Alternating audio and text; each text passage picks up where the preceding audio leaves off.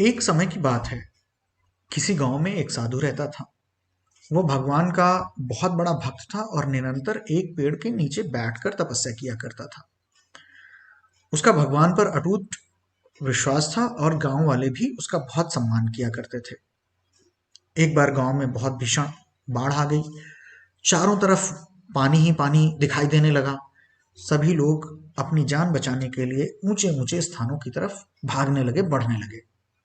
जब लोगों ने देखा कि साधु महाराज अभी भी पेड़ के नीचे बैठ भगवान का नाम जप रहे हैं, तो गांव वालों ने उन्हें वह जगह छोड़ने की सलाह दी।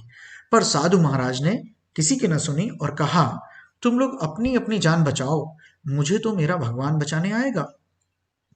धीरे धीरे पानी का स्तर बढ़ता गया और पानी साधु की कमर तक आ पहुंचा। इतने में वहां से एक नाव गुजरी। मल्लाह ने साधु महाराज से कहा, हे साधु महाराज, आप इस नाव पर सवार हो जाइए और मैं आपको सुरक्षित स्थान तक पहुंचा देता हूं।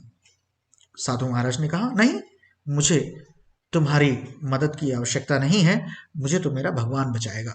इतना सुनकर के मल्लाह वहां से चुपचाप चला गया। कुछ देर बाद बाढ़ और प्रचंड हो गई। साधु ने पेड़ पर चढ़ना उचित समझा और वहां बैठकर भगवान का जप करने लगा, ईश्वर की आराधना करने लगा, ईश्वर को याद करने लगा। तभी अचानक साधु को हेलीकॉप्टर की गड़गड़ाहट की आवाज सुनाई दी। हेलीकॉप्टर उनकी मदद के लिए आ पहुंचा।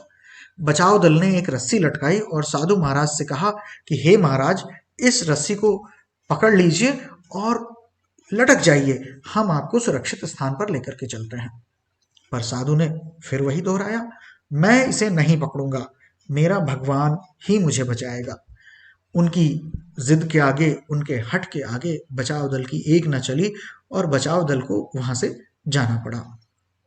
कुछ ही देर में वह पेड़ बाढ़ की धारा में बह गया और साथ ही साधु महाराज भी बह गए, उनकी मृत्यु हो गई।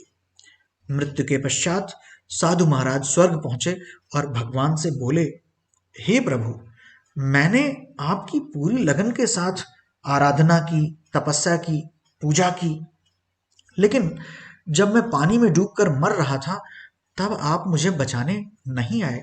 ऐसा क्यों प्रभु, ऐसा क्यों? भगवान बोले, हे साधु महात्मा, मैं तुम्हारी रक्षा करने के लिए एक बार नहीं, अनेक बार आया।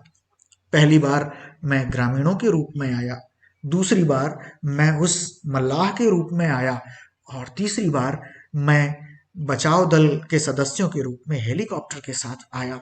लेकिन तुमने मेरे इन बचाए जाने वाले अवसरों को पहचाना ही नहीं।